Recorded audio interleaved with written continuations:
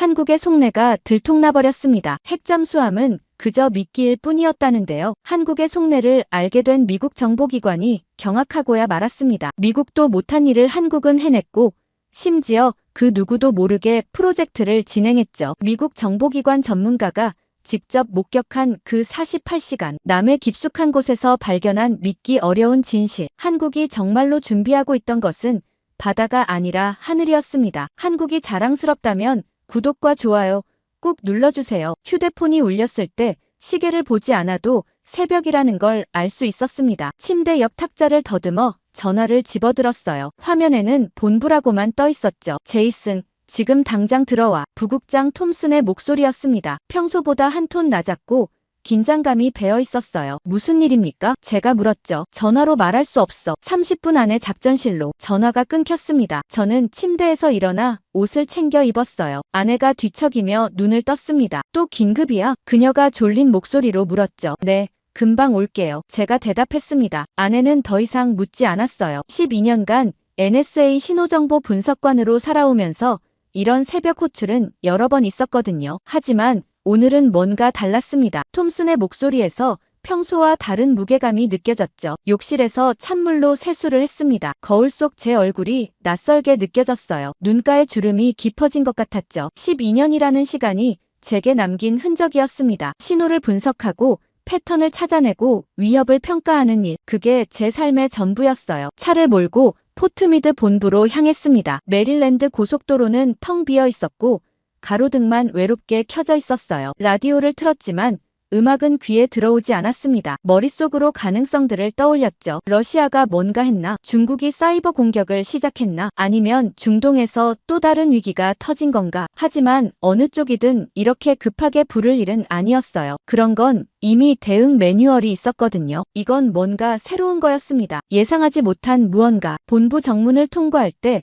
경비원의 표정이 심상치 않았습니다. 평소엔 느긋하게 신분증을 확인하던 그가 오늘은 긴장한 기색이 역력했어요. 무슨 일인지 아십니까? 제가 물었죠. 잘 모르겠습니다만 오늘은 분위기가 다릅니다. 경비원이 낮게 대답했습니다. 새벽인데도 사람들이 계속 들어오고 있어요. 뭔가 큰일이 터진 것 같습니다. 저는 고개를 끄덕이고 차를 몰아 지하 주차장으로 내려갔습니다. 주차장은 평소보다 차들이 많았어요. 긴급 상황실 근처에 주로 세우는 자리들이 다 찼더군요. 이건 정말 큰 일이구나. 그 생각이 들었습니다. 엘리베이터를 탔어요. B층 작전실 버튼을 눌렀습니다. 엘리베이터가 내려가는 동안 거울에 비친 제 얼굴을 봤어요. 피곤해 보였지만 눈빛만은 또렷했습니다. 긴장되면서도 묘하게 설레는 기분이었죠. 분석관으로서의 본능이 깨어나는 느낌이었습니다. 문이 열렸을 때 복도는 이미 사람들로 붐비고 있었어요. 위성정보팀 직원들, 동아시아 라인 사람들,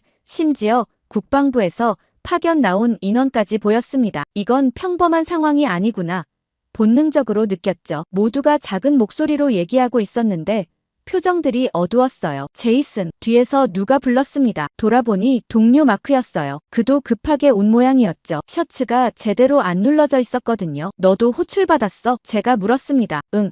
1시간 전에. 마크가 답했어요. 아직도 무슨 일인지 모르겠어. 다들 입을 다물고 있더라고. 작전실 문을 열고 들어갔습니다. 이미 30명 정도가 자리를 채우고 있었어요. 스크린 6대가 벽면을 가득 메우고 있었고 중앙 화면에는 빨간 글씨로 긴급이라는 단어만 깜빡이고 있었죠. 공기가 무거웠습니다. 평소 작전실의 차분한 분위기와는 달랐어요. 뭔가 긴박한 에너지가 방 안을 가득 채우고 있었죠. 여기 앉아. 마크가 중간쯤 자리를 가리켰습니다. 저는 그 옆에 앉았어요. 앞쪽에는 부국장실 사람들이 모여 있었고 뒤쪽에는 기술팀이 노트북을 펼쳐놓고 있었죠. 뭔데 이렇게 난리야? 제가 속삭였습니다. 한국이 뭔가 했대. 엄청 크게. 마크가 낮은 목소리로 대답했어요. 표정이 굳어 있었습니다. 한국요? 저는 놀라서 되물었죠. 응. 아까 위성 분석팀 애들한테 들었어. 새벽에 이상한 신호를 잡았대. 그 순간 작전실 문이 열리며 부국장 톰슨이 들어왔습니다. 위성 분석실장 2명이 뒤따라 들어왔어요. 톰슨은 연단으로 곧장 걸어갔죠. 그의 얼굴에는 밤새 잠을 못 잔 흔적이 역력했습니다. 눈밑이 푸르스름했고 넥타이도 제대로 매지 않았더군요. 12년간 그와 함께 일했지만 이런 모습은 처음 봤어요. 자, 시작하지. 그가 말했습니다. 목소리는 낮았지만 단호했어요. 방 안이 조용해졌습니다. 모두가 숨을 죽이고 스크린을 바라봤죠. 오늘 새벽 2시 14분 우리 정찰 위성이 한국 남부에서 이상 신호를 포착했습니다. 톰슨이 말했어요. 리모컨을 조작하자 스크린에 위성 사진이 떠올랐습니다. 낯선 장소였어요. 해안가 같았는데 뭔가 이상한 구조물이 보였죠. 확대된 이미지에서 거대한 안테나 같은 게 하늘을 향해 서 있었습니다. 은색 금속으로 만들어진 것 같았는데 높이가 상당했어요. 방 안이 술렁거렸습니다. 누군가 숨을 들이키는 소리가 들렸어요. 저는 사진을 뚫어지게 봤습니다. 안테나의 형태가 익숙하면서도 낯설었거든요. 일반 통신 안테나와는 구조가 달랐어요. 어떤 신호입니까? 위성 분석실장이 물었습니다. 지금까지 본 적 없는 형태입니다. 톰슨이 답했어요. 주파수 대역이 우리 통신망 밖에 있어요. 암호 방식도 완전히 다릅니다. 해독 시도해봤습니까? 누군가 물었죠. 시도했지만 실패했습니다. 톰슨이 고개를 저었어요. 암호 알고리즘 자체가 우리가 아는 어떤 방식과도 안 맞아요. 저는 숨이 막히는 것 같았습니다. 통신망 밖이라니요. 암호 해독 실패라니요. 이건 단순한 실험이 아니었어요. 한국이 완전히 독자적인 시스템을 구축했다는 의미였죠. 신호의 방향은요? 제가 손을 들고 물었습니다. 톰슨이 저를 봤어요. 상공 600km. 그가 답했습니다. 스크린이 바뀌며 궤도 그래프가 나타났어요. 파란 선이 지구를 둘러싸고 있었고 빨간 점 하나가 한반도 상공에 찍혀 있었습니다. 우리 위성은 인식조차 못했습니다. 톰슨이 계속 말했어요. 그 궤도에 뭔가 있다는 건 알았지만 정체를 파악 못했어요. 한국 것이라는 확인도 이제야 됐죠. 저는 그래프를 응시했습니다. 저 빨간 점 하나가 의미하는 바가 뭘까요? 한국이 독자 위성망을 갖췄다는 건가요? 그것도 우리가 모르게. 백악관 반응은요? 마크가 물었습니다. NSC가 즉시 분석 보고서를 요구했습니다. 톰슨이 말했어요. 그러면서 저를 봤죠. 제이슨. 자네가 한국 통신 분야를 맡아 신호 패턴 분석하고 목적을 파악해. 저는 고개를 끄덕였습니다. 알겠습니다. 그런데 한국이 왜 이런 걸 숨겼을까요? 숨긴 게 아니라 우리가 못 본 거지. 톰슨이 쓴웃음을 지었어요. 기술이 우리보다 앞서 있었던 거야. 그 말에 방 안이 또 한 번 술렁거렸습니다. 한국 기술이 미국보다 앞서다니 믿기 어려운 얘기였거든요. 하지만 데이터는 거짓말을 하지 않았습니다. 스크린의 그래프가 그걸 증명하고 있었어요. 동맹국 통보는요? 국방부 인사가 물었습니다. 아직입니다. 톰슨이 답했죠. 일본도 모르고 나토도 몰라요. 한국만 알고 우리만 알아냈어요. 이상하지 않습니까? 마크가 제게 속삭였어요. 동맹국이 이런 걸 비밀로 하다니. 저도 그렇게 생각했습니다. 한미동맹은 70년이 넘었거든요. 정보 공유가 기본인데 이런 핵심 시스템을 숨겼다는 건 뭔가 다른 이유가 있다는 의미였죠. 브리핑이 끝나고 사람들이 하나둘 나갔습니다. 저는 자리에 남아 스크린의 위성 사진을 계속 봤어요. 해안가의 그 구조물이 눈에 박혔습니다. 마크가 제 옆에 앉았어요. 뭔가 석연치 않지? 그가 조용히 말했습니다. 한국이 이런 기술을 가졌다는 게 믿기지 않아. 기술은 둘째 문제고요. 제가 대답했어요. 왜 숨겼는지가 더 중요해요. 그들이 뭘 두려워하는 걸까? 아니면 뭘 준비하는 걸까? 마크가 말했죠. 그의 목소리에는 불안이 배어 있었습니다. 저는 다시 스크린을 봤습니다. 빨간 점 하나, 600km 상공, 그리고 우리가 모르는 통신망. 이 모든 퍼즐 조각들이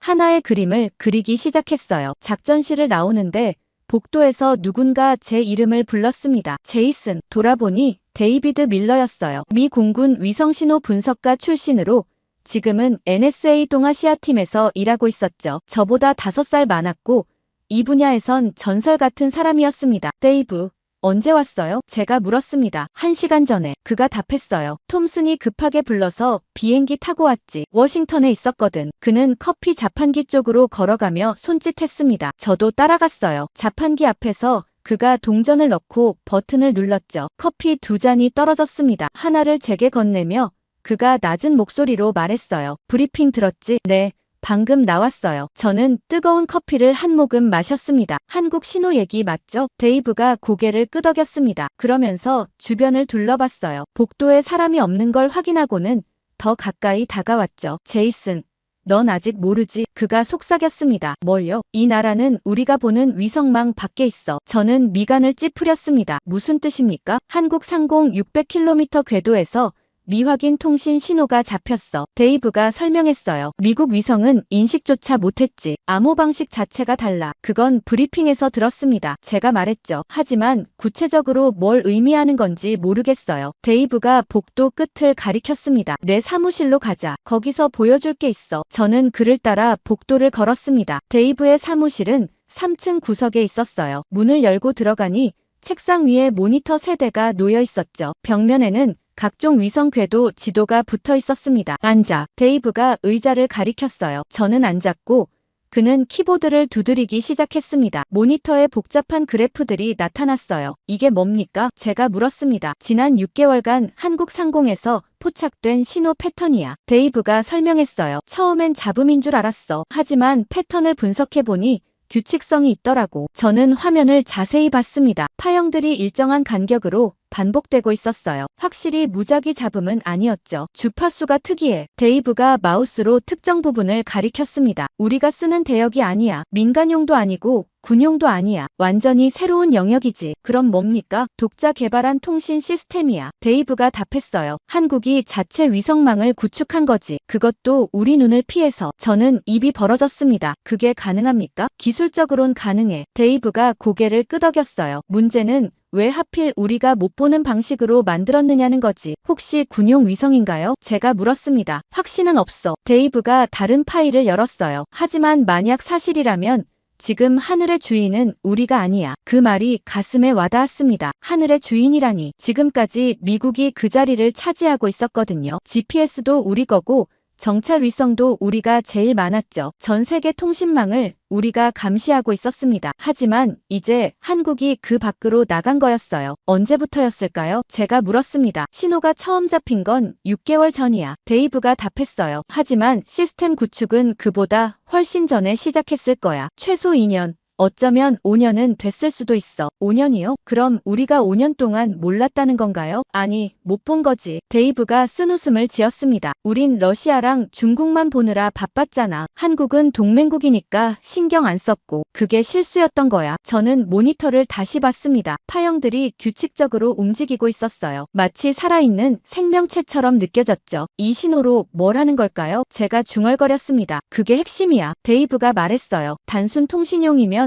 이렇게까지 숨길 필요 없어. 뭔가 더 중요한 목적이 있을 거야. 정찰용일까요? 가능성은 있어. 데이브가 고개를 끄덕였습니다. 하지만 정찰이면 영상 데이터가 많아야 하는데 이 신호량은 그것보다 적어. 오히려 명령 전달이나 조기경보 시스템 같아. 조기경보요? 북한 미사일 탐지 같은 거. 데이브가 설명했어요. 실시간으로 위협을 감지하고 대응하는 시스템. 만약 그거라면 한국은 이제 우리 정보 없이도 독자 방어가 가능해. 저는 등골이 서늘해지는 걸 느꼈습니다. 독자 방어라니. 그건 단순한 기술 발전이 아니었어요. 전략적 독립을 의미하는 거였죠. 한미동맹이 흔들릴 수도 있었습니다. 톰슨이 아는 건가요? 제가 물었습니다. 일부는 알아. 데이브가 답했어요. 내가 보고서 올렸거든. 하지만 전체 그림은 아직 몰라. 그래서 자네한테 보여주는 거야. 왜 저한테요? 넌 신호 분석 전문가잖아. 데이브가 말했습니다. 이 패턴을 해독할 수 있는 사람이 필요해. 암호를 풀고 목적을 파악해야 돼. 저는 화면을 뚫어지게 봤습니다. 복잡한 파형들이 춤을 추고 있었어요. 해독이 가능할까요? 쉽진 않을 거야. 데이브가 솔직하게 말했어요. 하지만 불가능하진 않아. 패턴이 있다는 건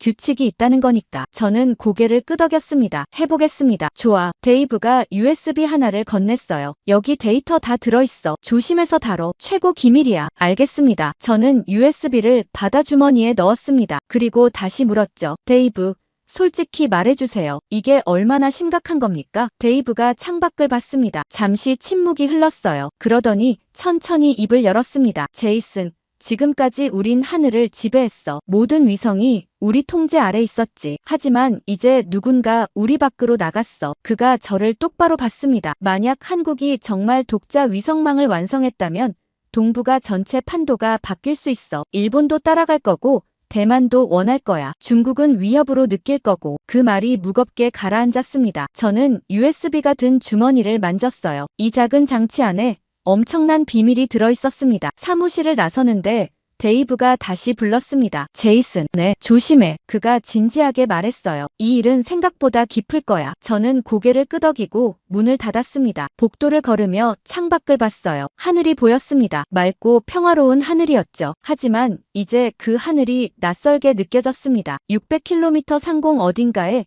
우리가 모르는 뭔가가 떠 있었어요. 일주일이 지났습니다. 저는 데이브가 준 데이터를 분석하느라 밤을 새웠어요. 신호 패턴은 복잡했지만 확실히 규칙이 있었습니다. 반복되는 주파수 대역, 일정한 시간 간격, 그리고 방향성, 모든 게 의도적으로 설계된 것처럼 보였죠. 하지만 암호는 풀리지 않았습니다. 제가 아는 어떤 방식과도 맞지 않았거든요. 마치 완전히 새로운 언어를 만든 것 같았어요. 그날 오후 톰슨이 저를 불렀습니다. 사무실로 가니 그의 표정이 심각했어요. 제이슨, 한국에서 또 움직임이 있어. 그가 말했습니다. 무슨 움직임입니까? 로켓 발사야. 톰슨이 서류를 건넸어요. 남해 항공우주센터에서 오늘 저녁 발사 예정이래. 표면적으론 민간 위성이지만 저는 서류를 펼쳐봤습니다. 발사 일정, 궤도 정보, 탑재체 스펙, 모든 게 적혀 있었죠. 그런데 탑재체 항목을 보는 순간 눈이 번쩍 뜨였습니다. 통신 중계 위성이라고 적혀 있었거든요. 이거 수상하지 않습니까? 제가 말했습니다. 통신 중계 위성이면 민간용인데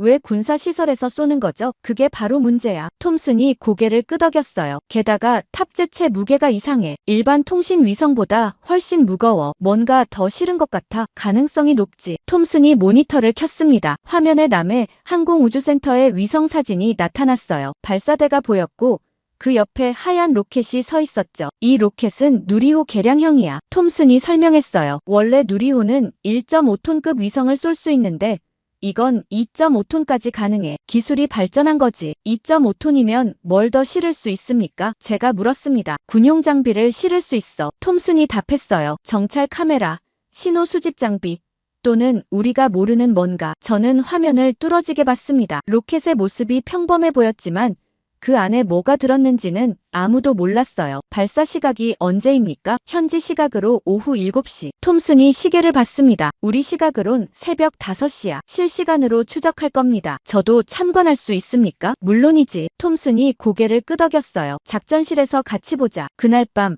아니 정확히는 다음날 새벽이었죠. 저는 작전실에 있었습니다. 스크린에는 남해 항공우주센터의 실시간 영상이 떠 있었어요. 우리 정찰 위성이 포착한 화면이었죠. 발사대 주변으로 사람들이 분주하게 움직이고 있었습니다. 카운트다운 시작됐습니다. 기술자가 말했어요. T-10분. 저는 긴장했습니다. 옆에는 톰슨과 데이브가 앉아 있었고 뒤쪽으로는 다른 분석관들이 모여 있었죠. 모두가 숨을 죽이고 화면을 보고 있었습니다. T-5분. 기술자가 다시 말했어요. 연료 주입 완료. 발사 시스템 정상. 저는 손에 땀이 났습니다. 이게 단순한 민간 위성 발사가 아니라는 걸 본능적으로 느꼈거든요. 뭔가 더 큰 의미가 있었어요. T-1분. 화면 속 발사대에서 하얀 증기가 피어오르기 시작했습니다. 로켓 엔진이 예열되는 거였죠. 주변 조명이 로켓을 비추고 있었는데 마치 무대 위의 주인공 같았습니다. 카운트다운이 시작됐습니다. 저는 숨을 참았어요. 그 순간 화면이 환하게 빛났습니다. 로켓 하부에서 불기둥이 솟아올랐어요. 엄청난 화염이 발사대를 뒤덮었죠. 그리고 천천히,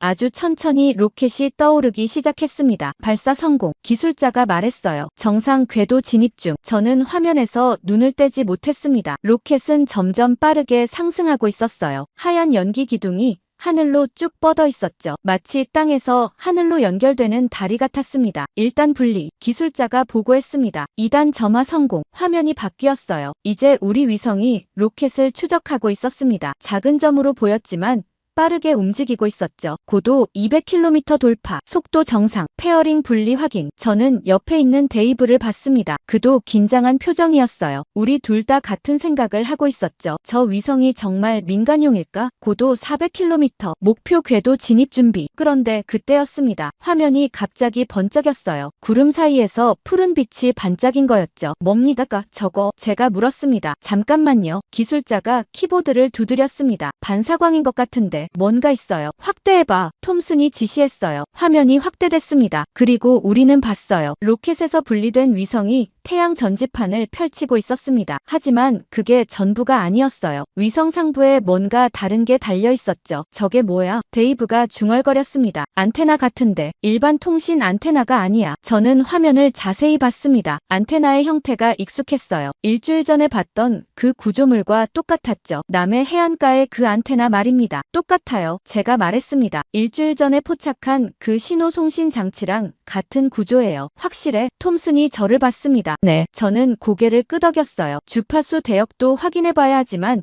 형태는 동일합니다. 그 순간 기술자가 소리쳤습니다. 신호 포착. 600km 궤도에서 통신 개시. 모두가 스크린을 봤습니다. 새로운 화면이 나타났어요. 신호 패턴 그래프였죠. 그리고 저는 그걸 알아봤습니다. 데이브가 보여줬던 그 신호와 똑같았거든요. 동일 신호입니다. 제가 확인했어요. 일주일 전 포착한 것과 같은 패턴이에요. 위성 간 통신이야. 데이브가 말했습니다. 새 위성이 기존 위성망에 합류하는 거지. 저는 숨이 막혔습니다. 기존 위성망이라니. 그럼 이미 여러 개가 떠 있다는 얘기잖아요. 한국이 독자 위성망을 구축하고 있었던 겁니다. 몇 개나 있는 거야? 톰슨이 물었어요. 확인 중입니다. 기술자가 답했습니다. 최소 3개는 확인됐어요. 어쩌면 더 있을 수도. 3개라니. 저는 믿기지 않았습니다. 우리가 모르는 사이에 한국이 위성 3개를 띄웠다는 거잖아요. 그것도 우리 레이더에 안 잡히게. 목적이 뭘까? 데이브가 중얼거렸습니다. 단순 통신용 치고는 너무 정교해. 저는 화면 속 신호 패턴을 봤습니다. 규칙적으로 반복되고 있었어요. 마치 심장 박동 같았죠. 살아있는 시스템처럼 느껴졌습니다. 계속 추적해. 톰슨이 지시했어요. 모든 신호를 기록하고 분석해. 제이슨, 자네가 맡아. 알겠습니다. 저는 대답했지만 머릿속은 복잡했습니다. 한국이 뭘 하려는 걸까요? 왜 이렇게까지 숨기는 걸까요? 작전실을 나오는데 창밖으로 동이 트고 있었습니다. 새벽 하늘이 붉게 물들고 있었어요. 아름다운 풍경이었지만 저는 불안했습니다. 그날 밤, 아니 정확히는 새벽 4시였습니다. 저는 집에서 잠들어 있었어요. 갑자기 휴대폰이 울렸죠. 화면을 보니 톰슨이었습니다. 제이슨, 지금 당장 TV 켜봐. 그가 급하게 말했어요. KBS 뉴스. 저는 거실로 나가 TV를 켰습니다. 리모컨으로 채널을 돌렸죠. KBS 뉴스가 나왔는데 긴급 속보 자막이 떠 있었습니다. 무슨 일입니까? 제가 물었어요. 그냥 봐. 톰슨이 답했습니다. 화면에는 한국 뉴스 앵커가 나와 있었어요. 표정이 긴장돼 있었죠. 속보입니다. 북한이 동해상으로 탄도미사일을 발사한 것으로 추정됩니다. 앵커가 말했습니다. 우리 군은 발사 징후를 사전에 포착했으며 현재 추적 중입니다. 저는 화면을 뚫어지게 봤습니다. 북한 미사일이라 흔한 일이었죠. 하지만 뭔가 이상했어요. 사전에 포착했다는 말이 걸렸거든요. 톰슨, 이게 왜 중요합니까? 제가 물었습니다. 시간을 봐. 톰슨이 말했어요. 한국 방송이 언제 이걸 보도하기 시작했는지. 저는 TV 화면 구석의 시각을 봤습니다. 오전 4시 3분이라고 나와 있었어요. 그리고 자막에는 발사 시각이 4시 3분 10초라고 적혀 있었죠. 잠깐만요. 제가 놀라서 말했습니다. 발사 시각이 4시 3분 10초인데 방송은 4시 3분에 시작됐어요. 그것도 발사 징후를 사전에 포착했다고요? 그래. 톰슨이 답했어요. 한국 방송은 미사일이 날아가기 10초 전부터 이미 보도를 시작한 거야. 저는 소파에 주저앉았습니다. 10초 전이라니. 그건 예측이 아니었어요. 거의 예언 수준이었죠. 우리 시스템으로는 불가능합니다. 제가 말했어요. 발사 후에 탐지하는 게 한계인데 한국은 어떻게 발사 전에 알았죠? 그게 바로 문제야. 톰슨이 말했습니다. 우리 국방부에서 난리 났어. 한국이 어떤 시스템을 쓰는지 알아내라고. 저는 TV를 계속 봤습니다. 화면이 바뀌며 한국 합참의 브리핑이 나왔어요. 제복을 입은 장성이 설명하고 있었죠. 우리 군은 북한 미사일 기지의 열 신호와 전자기파 변화를 실시간으로 감시하고 있습니다. 장성이 말했어요. 발사 준비 단계부터 모든 과정을 추적하고 있으며 국민 여러분께서는 안심하셔도 됩니다. 열 신호와 전자기파라. 저는 그 말을 곱씹었습니다. 그건 위성으로만 가능한 일이었어요. 그것도 아주 정밀한 감시 위성이 필요했죠. 톰슨, 이거 제가 말하려는데 그가 먼저 말했습니다. 알아. 한국 위성망이야. 우리가 지난주에 본 그거. 저는 고개를 끄덕였습니다. 600km 궤도의 그 위성들 말이죠. 그래. 톰슨이 확인했어요. 지금 당장 본부로 와. 긴급 회의가 있어. 전화를 끊고 저는 서둘러 옷을 입었습니다. 아내가 일어나 물었어요. 또 나가야 돼? 네. 급한 일이에요. 제가 답했습니다. 1시간 후 저는 작전실에 있었습니다. 이미 많은 사람들이 모여 있었어요. 톰슨, 데이브, 그리고 국방부에서 온 장성들까지 보였죠. 시작하지. 톰슨이 말했습니다. 스크린에 북한 미사일 발사 영상이 나타났어요. 우리 위성이 포착한 거였죠. 발사 시각 오전 4시 3분 10초. 톰슨이 설명했어요. 우리 조기경보 시스템이 탐지한 건 4시 3분 25초, 15초 늦었어. 그런데 한국은요? 누군가 물었습니다. 4시 3분. 톰슨이 답했어요. 발사 10초 전부터 방송을 시작했어. 방 안이 술렁거렸습니다. 불가능해. 국방부 장성이 말했어요. 미사일 발사는 점화 순간에야 감지되는 거야. 그전엔 알 수 없어. 한국은 알았습니다. 데이브가 끼어들었어요. 그들의 위성이 발사 준비 단계를 포착한 거죠. 열신호, 전자기파, 진동 패턴, 모든 걸 실시간으로 분석했어요. 어떻게 그게 가능하지? 장성이 물었습니다. 우리도 정찰 위성이 있는데 왜 우린 못했어? 해상도 차이입니다. 제가 말했어요. 한국 위성의 센서가 우리보다 정밀한 것 같아요. 1도 단위의 온도 변화까지 감지할 수 있을 겁니다. 장성이 미간을 찌푸렸습니다. 우리 최신 위성도 그 정도는 안 돼. 한국이 어떻게 그런 기술을 가졌지? 자체 개발했겠죠. 데이브가 답했어요. 반도체 기술 있잖아요. 센서도 칩도 다 만들 수 있어요. 스크린이 바뀌며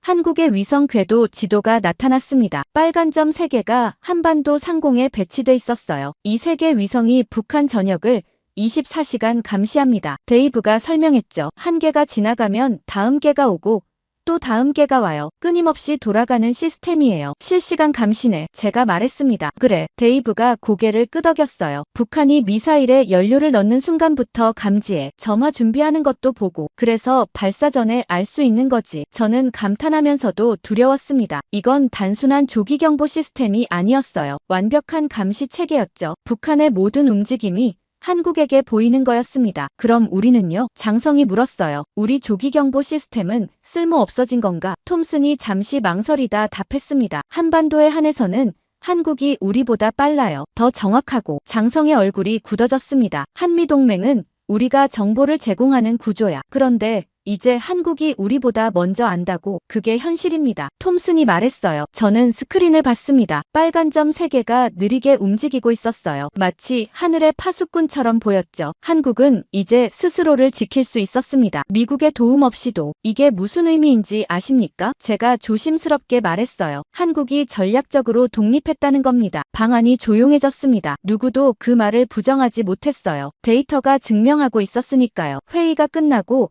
저는 복도로 나왔습니다. 데이브가 따라왔어요. 제이슨, 이거 시작에 불과해. 그가 낮은 목소리로 말했습니다. 한국이 이 정도 기술을 가졌다면 다른 것도 있을 거야. 다른 것이요? 생각해봐. 데이브가 말했어요. 조기경보만 있으면 뭐해? 요격 시스템도 있어야지. 저는 그 말에 등골이 서늘해졌습니다. 요격 시스템이라니. 그럼 한국은 미사일 방어망까지 구축한 건가요? 확인은 안 됐어. 데이브가 답했어요. 하지만 논리적으로 그래야 맞아. 예측만 하고 막지 못하면 무슨 소용이야. 저는 창밖을 봤습니다. 해가 떠오르고 있었어요. 밝은 아침이었지만 마음은 어두웠습니다. 한국이 우리보다 앞서가고 있었으니까요. 사흘 후 톰슨이 저를 사무실로 불렀습니다. 들어가니 그 혼자 있었어요. 표정이 심각했죠. 앉게. 그가 말했습니다. 저는 책상 앞 의자에 앉았어요. 톰슨은 창밖을 보고 있었습니다. 한참 침묵이 흐른 뒤 그가 입을 열었죠. 제이슨, 자네 여권 있나? 네, 있습니다. 제가 답했어요. 왜 물으십니까? 한국에 가야 해. 톰슨이 저를 봤습니다. 직접 확인해야 할 것들이 있어. 저는 놀랐습니다. 한국이요? 무슨 명목으로요? 기술 교류야. 톰슨이 설명했어요. 표면적으론 한미정보 공유 강화 회의지. 국방부에서 추진하는 거야. 하지만 진짜 목적은요? 그들이 뭘 가졌는지 확인하는 거지. 톰슨이 서류 하나를 꺼냈습니다. 위성망,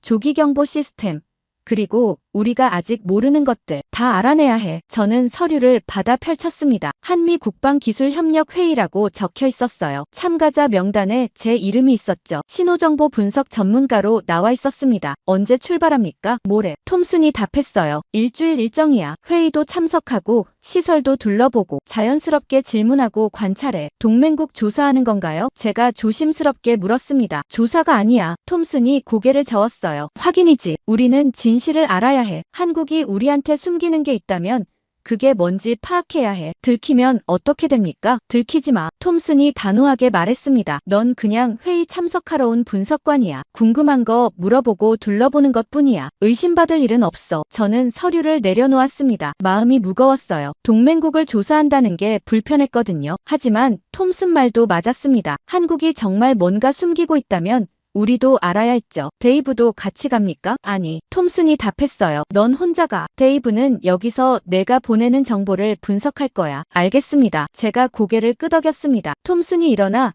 제 어깃에 손을 얹었어요. 제이슨, 조심해. 그가 진지하게 말했습니다. 한국은 우리가 생각하는 것보다 훨씬 준비돼 있을 거야. 이틀 후 저는 덜레스 공항에 있었습니다. 큰 가방 하나와 노트북 가방을 들고 있었어요. 가방 안에는 소형 신호 측정기가 숨겨져 있었죠. 겉보기엔 평범한 충전기처럼 생겼지만 실제로는 전파를 감지하는 장비였습니다. 탑승 게이트로 가는데 휴대폰이 울렸습니다. 데이브였어요. 제이슨, 잘 가. 그가 말했습니다. 뭐 필요한 거 있으면 언제든 연락해. 고마워요. 제가 답했죠. 그리고 조심해. 데이브가 덧붙였어요. 한국 정보기관도 만만치 않아. 내가 NSA인 거 알면 경계할 거야. 최대한 자연스럽게 행동하겠습니다. 비행기는 14시간 걸렸습니다. 긴 시간이었어요. 저는 기내에서 한국 관련 자료를 다시 읽었습니다. 위성 궤도 정보, 신호 패턴 분석, 조기경보 시스템 평가, 모든 자료가 같은 결론을 가리키고 있었죠. 한국은 독자 능력을 갖췄다. 인천공항에 도착한 건 현지 시각으로 다음날 오후였습니다. 입국 심사를 통과하는데 심장이 빨리 뛰었어요. 혹시 제 진짜 목적을 눈치챘을까 싶어서였죠. 하지만 심사관은 여권을 보고 도장을 찍어줬습니다. 회의 참석이시군요. 그가 영어로 말했어요. 좋은 시간 되세요. 감사합니다. 제가 미소 지으며 대답했습니다. 입국장을 나서자 정장 입은 남자가 기다리고 있었습니다. 제이슨 리 씨십니까? 그가 영어로 물었어요. 네, 맞습니다. 국방부 국제협력과 김민준입니다. 그가 명함을 건넸습니다. 차량이 대기 중입니다. 저는 그를 따라 주차장으로 갔습니다. 검은색 제네시스가 서 있었어요. 차에 오르자 김민준이 일정표를 건넸죠. 오늘은 호텔 체크인하시고 내일부터 본격적인 일정입니다. 그가 설명했어요. 국방부 방문, 기술 브리핑, 시설 견학 등이 있습니다. 저는 일정표를 훑어봤습니다. 사흘간 빡빡하게 짜여 있었어요. 하지만 제가 원하는 건 공식 일정이 아니었습니다. 남해 항공우주센터 같은 곳을 가고 싶었죠. 차가 서울 시내로 들어섰습니다. 창밖으로 고층 빌딩들이 지나갔어요. 생각보다 훨씬 발전된 도시였습니다. 도로는 깨끗했고 차들도 질서정연하게 움직이고 있었죠. 처음 방문이십니까? 김민준이 물었습니다. 네, 처음입니다. 제가 답했어요. 인상적인 도시네요. 감사합니다. 김민준이 미소 지었습니다. 회의 기간 동안 편하게 지내시길 바랍니다. 차는 강남의 한 호텔 앞에 멈췄습니다. 고급스러운 호텔이었어요. 체크인을 마치고 방에 들어갔습니다. 20층이었는데 창밖으로 서울 시내가 한눈에 보였죠. 저는 가방을 풀고 숨겨둔 신호 측정기를 꺼냈습니다. 작동 테스트를 해봤어요. 정상이었죠. 여러 주파수 대역의 신호들이 감지됐습니다. 휴대폰이 울렸습니다. 톰슨이었어요. 도착했나? 그가 물었습니다. 네.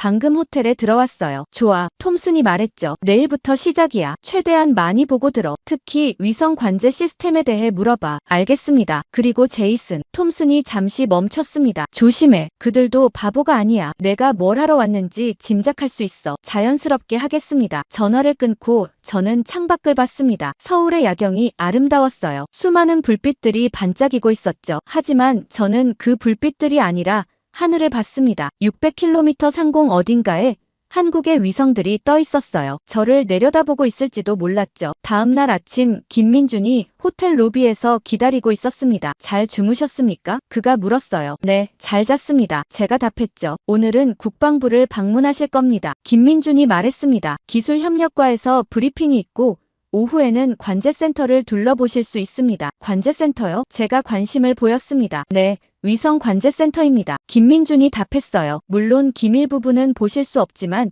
일반적인 운영 현황은 설명드릴 수 있습니다. 저는 속으로 미소 지었습니다. 바로 제가 원하던 거였어요. 좋습니다. 제가 말했습니다. 기대되네요. 차를 타고 용산의 국방부로 향했습니다. 거대한 건물이 보였어요. 경비가 삼엄했죠. 게이트를 3번이나 통과해야 했습니다. 안으로 들어가니 복도가 길게 뻗어 있었습니다. 여기저기서 군인들이 분주하게 움직이고 있었어요. 김민준이 저를 한 회의실로 안내했습니다. 안에는 이미 몇 명이 앉아 있었어요. 소개하겠습니다. 김민준이 말했습니다. 기술협력과장 이준호 대령님이십니다. 중년의 남자가 일어나 악수를 청했습니다. 환영합니다, 리씨. 그가 영어로 말했어요. 한미 협력을 위해 와주셔서 감사합니다. 저야말로 감사합니다. 제가 답했죠. 이준호 대령이 미소 지었지만 눈빛은 날카로웠습니다. 그는 제가 왜 여기 왔는지 알고 있는 것 같았어요. 회의실에 앉자 이준호 대령이 브리핑을 시작했습니다. 오늘은 한국의 우주개발 현황에 대해 말씀드리겠습니다. 그가 리모컨을 조작했어요. 스크린에 한국 위성들의 사진이 나타났죠. 천리안,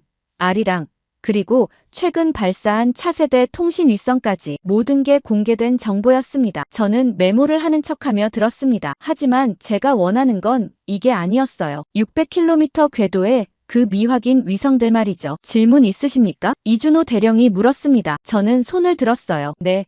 조기경보 시스템에 대해 여쭤보고 싶습니다. 그가 잠시 멈칫했습니다. 어떤 부분이 궁금하십니까? 지난주 북한 미사일 발사 때 한국이 10초 전에 예측했다고 들었습니다. 제가 말했어요. 어떻게 그게 가능한 건지 궁금합니다. 회의실이 조용해졌습니다. 다른 참석자들이 서로를 봤어요. 이준호 대령의 표정이 굳어졌죠. 그건 통합감시 체계의 결과입니다. 그가 조심스럽게 답했어요. 레이더, 위성, 지상 센서를 종합해서 분석하죠. 위성이요? 제가 재빨리 물었습니다. 어떤 위성을 쓰시나요? 이준호 대령이 잠시 망설였습니다. 정찰 위성입니다. 그가 간단히 답했어요. 더 자세한 내용은 기밀이라 말씀드리기 어렵습니다. 저는 고개를 끄덕였습니다. 더 이상 캐묻으면 의심받을 것 같았거든요. 이해합니다. 제가 말했죠. 브리핑이 끝나고 점심 식사를 했습니다. 국방부 구내식당이었어요. 생각보다 음식이 좋았죠. 식사하는 동안 김민준이 말했습니다. 오후에 관제센터 방문하실 겁니다. 흥미로우실 거예요. 어떤 곳입니까? 제가 물었습니다. 위성 운영을 총괄하는 곳입니다. 김민준이 설명했어요. 물론 기밀구역은 못 들어가시지만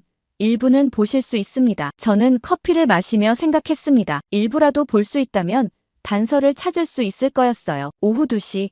우리는 국방부 건물 지하로 내려갔습니다. 엘리베이터가 B3층까지 내려갔어요. 문이 열리자 복도가 나타났죠. 양쪽으로 금속문들이 줄지어 있었습니다. 이쪽입니다. 김민준이 앞서 걸었습니다. 한문 앞에서 멈추더니 카드를 찍었어요. 경고음이 울리고 문이 열렸죠. 안으로 들어가자 거대한 공간이 나타났습니다. 벽면 가득 스크린들이 설치돼 있었어요. 수십 명의 요원들이 컴퓨터 앞에 앉아 일하고 있었죠. 마치 NASA 관제실 같았습니다. 여기가 위성관제센터입니다. 김민준이 설명했어요. 한국의 모든 위성을 이곳에서 관리합니다. 저는 주변을 둘러봤습니다. 중앙 스크린에는 세계 지도가 떠 있었고 파란 점들이 움직이고 있었어요. 위성들의 궤도였죠. 몇 개나 됩니까? 제가 물었습니다. 공개 가능한 건 12개입니다. 김민준이 답했어요. 통신, 정찰, 기상 위성들이죠. 공개 가능한 것만이요? 제가 다시 물었습니다. 그의 표정이 살짝 굳어졌어요. 네. 군사 목적 위성은 기밀입니다. 그가 말했죠. 그때 한 요원이 다가왔습니다. 김 과장님, 박 실장님께서 찾으십니다. 알겠습니다. 김민준이 저를 봤어요. 잠시만 기다려주시겠습니까? 그는 요원을 따라갔습니다. 저는 혼자 남았어요. 주변을 둘러보는 척하며 천천히 걸었죠. 요원들이 일하는 모습을 관찰했습니다. 한 요원의 화면에 흥미로운 게 보였어요. 궤도 데이터였는데 고도가 600km라고 적혀 있었죠. 제가 찾던 바로 그 궤도였습니다. 저는 가까이 다가갔습니다. 요원이 저를 봤어요. 도와드릴까요? 그가 물었습니다. 아, 죄송합니다. 제가 말했어요. 그냥 구경 중이었어요. 흥미로운 화면이네요. 요원이 재빨리 화면을 전환했습니다. 다른 데이터가 나타났죠. 기밀 정보라서요. 그가 미안하다는 듯 말했습니다. 저는 고개를 끄덕이고 물러났습니다. 하지만 이미 봤어요. 600km 궤도에 뭔가 있었습니다. 김민준이 돌아왔습니다. 죄송합니다. 기다리셨죠? 그가 말했어요. 이쪽으로 오시죠. 더 보여드릴 게 있습니다. 그를 따라 다른 구역으로 갔습니다. 작은 회의실이었어요. 벽면에 한국 위성들의 사진이 걸려 있었죠. 여기는 브리핑룸입니다. 김민준이 설명했어요. 위성 운영 현황을 보고하는 곳이죠. 저는 사진들을 봤습니다. 대부분 공개된 위성들이었어요. 하지만 한쪽 구석에 흐릿한 사진 하나가 있었죠. 가까이 가서 봤습니다. 형태가 독특했어요. 일반 위성과 달랐죠. 저건 뭡니까? 제가 물었습니다. 김민준이 재빨리 다가왔어요. 아, 그건 개발 중인 모델입니다. 그가 말했죠. 아직 발사 전이에요. 하지만 사진 아래 작은 글씨가 보였습니다. 발사일 2024년 11월이라고 적혀 있었어요. 벌써 발사됐다는 뜻이었죠. 11월이면 벌써 지났는데요. 제가 말했습니다. 김민준의 표정이 굳어졌습니다. 제 착각이었네요. 그가 얼버무렸어요. 다른 곳 보러 가시죠. 저는 그를 따라가면서 속으로 확신했습니다. 한국은 뭔가 숨기고 있었어요. 그것도 아주 중요한 걸. 관제센터를 나와 지상으로 올라왔습니다. 오늘 일정은 여기까지입니다. 김민준이 말했어요. 호텔로 모셔다 드리겠습니다. 고맙습니다. 제가 답했죠. 차를 타고 호텔로 돌아오는 길이었습니다. 저는 창밖을 보며 생각에 잠겼어요. 오늘 본 것들이 퍼즐처럼 맞춰지기 시작했죠. 600km 궤도, 흐릿한 위성 사진, 10초 전의 예측, 모든 게 연결돼 있었습니다. 호텔에 도착해 방에 들어갔습니다. 저는 즉시 노트북을 열었어요. 암호화 통신으로 데이브에게 메시지를 보냈죠. 관제센터 방문 완료. 600km 궤도 확인. 최소 1기 이상 존재. 발사일 2024년 11월 추정. 답장이 곧 왔습니다. 좋아. 더 알아낼 수 있어. 내일 시도해보겠습니다. 제가 답했어요. 조심해. 데이브가 보냈습니다. 그들이 눈치챘을 수도 있어. 저는 노트북을 닫고 창밖을 봤습니다. 서울의 밤이 깊어가고 있었어요. 불빛들이 반짝이고 있었죠. 하지만 제 눈은 하늘을 향했습니다. 저 위 어딘가에 답이 있었어요. 다음 날 아침 김민준에게서 전화가 왔습니다. 리씨,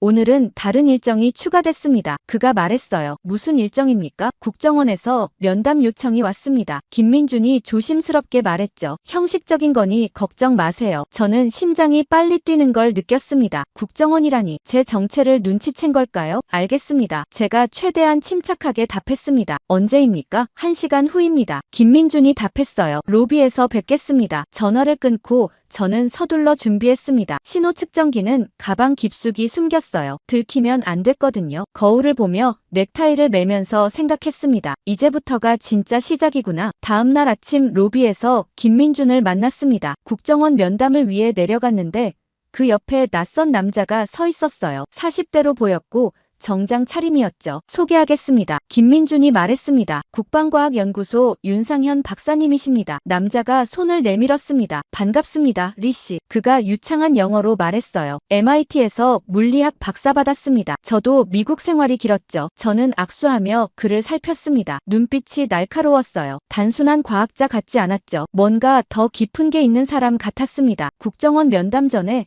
잠깐 차나 한잔 하시죠. 윤 박사가 제안했습니다. 할 얘기가 있어서요. 저는 김민준을 봤습니다. 그가 고개를 끄덕였어요. 박사님이 동행하시겠답니다. 우리는 호텔 근처 카페로 갔습니다. 조용한 곳이었어요. 구석자리에 앉았죠. 윤 박사가 커피를 주문하고 저를 똑바로 봤습니다. 리씨, 솔직하게 말씀드리죠. 그가 낮은 목소리로 말했어요. 당신이 왜 여기 왔는지 압니다. 저는 긴장했습니다. 무슨 말씀이신지. 한미기술 교류죠. 윤 박사가 미소 지었습니다. 하지만 진짜 목적은 우리 위성망 조사 아닙니까? 저는 말문이 막혔습니다. 어떻게 대답해야 할지 몰랐어요. 부인하자니 너무 뻔했고 인정하자니 위험했죠. 걱정 마세요. 윤 박사가 말했습니다. 화내러 온 게 아니에요. 오히려 당신한테 보여주고 싶은 게 있어서 왔죠. 보여주고 싶은 게요? 네. 그가 고개를 끄덕였어요. 한국이 뭘 하는지 알고 싶다면 바다를 보세요. 바다요? 저는 미간을 찌푸렸습니다. 위성이 하늘에 있는데 왜 바다를 보라는 건지 이해가 안 갔어요. 하늘로 쏘는 빛은 바다 밑에서 시작됩니다. 윤 박사가 설명했어요. 우린 바다의 에너지로 하늘을 통제하죠. 저는 더 혼란스러워졌습니다. 바다의 에너지라니 무슨 뜻일까요? 해저 케이블 말씀이신가요? 아닙니다. 윤 박사가 고개를 저었어요. 조류 발전이에요. 우린 바다의 흐름으로 전기를 만들고 그 전기로 위성과 통신하죠. 청정 에너지입니다. 조류 발전이요? 제가 놀라서 되물었습니다. 그게 위성 운영과 무슨 상관이 있습니까? 모든 상관이 있죠. 윤 박사가 말했습니다. 위성은 에너지가 필요해요. 태양전지판만으론 부족하죠. 특히 고출력 통신 시스템은요. 그래서 우린 지상에서 무선으로 에너지를 보냅니다. 무선 송전이요? 저는 믿기지 않았습니다. 그건 아직 실험 단계 기술이었거든요. 우리도 성공 못했어요. 그래서 미국이 중심이라고 믿는 거죠. 윤 박사가 미소 지었습니다. 당신들은 항상 자신이 앞서 있다고 생각해요. 하지만 세상은 변했습니다. 저는 커피잔을 내려놓았습니다. 손이 떨리고 있었어요. 만약 그가 진실을 말하는 거라면 이건 엄청난 일이었죠. 증명할 수 있습니까? 제가 물었습니다. 물론이죠. 윤 박사가 답했어요. 그래서 당신을 남해로 초대하려고요. 남해요? 네. 거기 우리 시설이 있어요. 윤 박사가 설명했습니다. 보여드리죠. 난 한 가지 조건이 있습니다. 무슨 조건입니까? 본 것을 미국에 보고할 때 정확하게 전하세요. 윤 박사가 진지하게 말했어요. 과장도 축소도 말고 있는 그대로. 우린 위협이 아니에요. 왜 저한테 보여주시는 겁니까? 제가 물었습니다. 숨길 거면 계속 숨기면 되잖아요. 숨기는 게 아니에요. 윤 박사가 말했죠. 우린 그냥 미국의 허락을 기다리지 않았을 뿐이에요. 이제 보여줄 때가 됐다고 판단했고요. 저는 그의 눈을 봤습니다. 거짓말하는 것 같지 않았어요. 오히려 자신감이 넘쳤죠. 언제 갈 수 있습니까? 제가 물었습니다. 내일. 윤 박사가 답했어요. 헬기로 2시간이면 도착합니다. 김민준 씨도 동행할 거고요. 알겠습니다. 제가 고개를 끄덕였습니다. 좋아요. 윤 박사가 일어섰습니다. 그럼 국정원 면담 먼저 끝내시죠. 형식적인 거니까 걱정 마세요. 우리는 카페를 나와 차에 올랐습니다. 국정원 건물로 향하는 동안 저는 창밖을 봤어요. 서울거리가 지나갔죠. 평범한 풍경이었지만 이제 다르게 보였습니다. 이 나라는 제가 생각했던 것보다 훨씬 더 많은 걸 가지고 있었어요. 국정원 건물은 생각보다 수수했습니다. 면담실로 안내됐어요. 작은 방이었고 테이블 하나와 의자 2개가 있었죠. 잠시 후 중년 남자가 들어왔습니다. 저는 박철수입니다. 그가 명함을 건넸어요. 국가안보실 소속이고요. 반갑습니다. 제가 악수했습니다. 간단한 질문 몇 개만 하겠습니다. 박철수가 앉으며 말했어요. 한국 방문 목적이 뭡니까? 기술 교류입니다. 제가 답했죠. 한미 국방 협력 강화를 위해서요. NSA 소속이시죠? 그가 물었습니다. 저는 놀라지 않으려고 애썼어요. 네, 그렇습니다. 신호정보 분석 전문가고요. 그럼 우리 위성에 관심이 많으시겠네요. 박철수가 미소 지었습니다. 저는 조심스럽게 답했습니다. 직업상 관심은 있습니다. 걱정 마세요. 박철수가 말했어요. 우린 동맹국이잖아요. 서로 알아야 할 것들이 있죠. 윤 박사님이 내일 남해로 모시겠답니다. 알고 계셨습니까? 제가 물었습니다. 물론이죠. 박철수가 고개를 끄덕였어요. 우리가 허락한 겁니다. 보여줘도 된다고 판단했거든요. 왜 지금입니까? 타이밍이에요. 박철수가 설명했습니다. 미국이 언젠가는 알 거라고 생각했어요. 차라리 우리가 보여주는 게 낫죠. 오해 없이. 면담은 30분 만에 끝났습니다. 생각보다 간단했어요. 협박도 경고도 없었죠. 오히려 환대하는 분위기였습니다. 건물을 나오는데 윤 박사가 기다리고 있었습니다. 어떠셨어요? 그가 물었어요. 예상 밖이었습니다. 제가 솔직하게 답했죠. 한국이 저를 조사 대상이 아니라 손님으로 대하는 것 같았어요. 그게 맞아요. 윤 박사가 말했습니다. 우린 적이 아니에요, 리 씨. 파트너죠. 차에 타고 호텔로 돌아왔습니다. 방에 들어가자마자 노트북을 열었어요. 데이브에게 긴급 메시지를 보냈죠. 상황 변화. 한국 측이 시설 공개 제한. 내일 남해 방문 예정. 답장이 즉시 왔습니다. 조심해. 함정일 수도 있어. 아니면 정말 보여주고 싶은 거거나. 제가 답했습니다. 톰슨한테 보고했어? 데이브가 물었습니다. 지금 할게요. 저는 암호화 채널로 톰슨에게 연락했습니다. 상황을 설명하자 그가 말했어요. 까봐. 하지만 모든 걸 기록해. 사진은 찍지 말고 눈으로 봐. 알겠습니다. 통신을 끊고 저는 창밖을 봤습니다. 해가 지고 있었어요. 내일이면 모든 게 밝혀질 것 같았습니다. 한국이 정말 뭘 가지고 있는지, 그리고 왜 미국에게 보여주려는지. 다음 날 아침 일찍 윤 박사가 호텔로 왔습니다. 준비되셨습니까? 그가 물었어요. 네, 준비됐습니다. 제가 답했죠. 가방에는 노트와 펜만 넣었습니다. 카메라나 측정기는 두고 왔어요. 눈으로 보고 기억하기로 했죠. 김민준도 함께였습니다. 우리는 차를 타고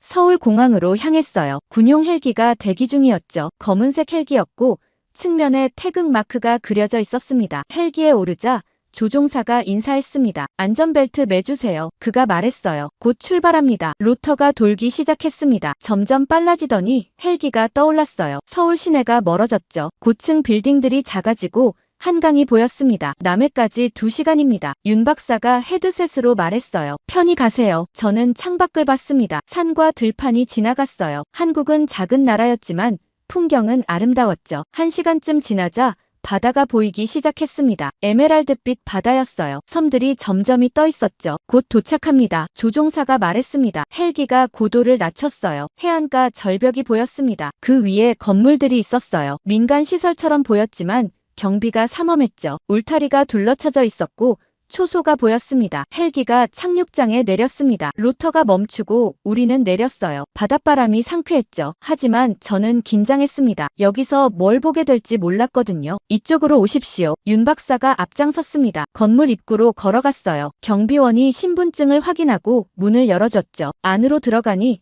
복도가 나타났습니다. 깨끗하고 현대적이었어요. 양쪽으로 실험실 같은 방들이 있었죠. 여기가 남해 해양에너지 연구소입니다. 윤 박사가 설명했어요. 표면적으론 조류 발전 연구 시설이죠. 하지만 실제로는요? 제가 물었습니다. 실제로도 그래요. 윤 박사가 웃었습니다. 다만 그게 전부가 아닐 뿐이죠. 우리는 엘리베이터를 탔습니다. 윤 박사가 카드를 찍고 지하 3층 버튼을 눌렀어요. 엘리베이터가 내려갔죠. 문이 열렸을 때 거대한 공간이 나타났습니다. 천장이 높았고 중앙에 큰 수조가 있었어요. 물이 소용돌이 치고 있었죠. 조류 발전 시뮬레이터입니다. 윤 박사가 설명했어요. 바닷물의 흐름을 재현하는 거죠. 터빈이 돌면서 전기를 만듭니다. 저는 수조를 봤습니다. 물속에 터빈들이 보였어요. 빠르게 돌고 있었죠. 전력은 얼마나 생산됩니까? 제가 물었습니다. 현재 50메가와트입니다. 윤 박사가 답했어요. 작은 도시 하나를 돌릴 수 있는 양이죠. 하지만 우린 이걸 다른 데 씁니다. 위성에요? 정확합니다. 윤 박사가 고개를 끄덕였어요. 이쪽으로 오세요. 더 보여드릴 게 있습니다. 우리는 수조를 지나 다른 문으로 갔습니다. 카드를 찍고 들어가니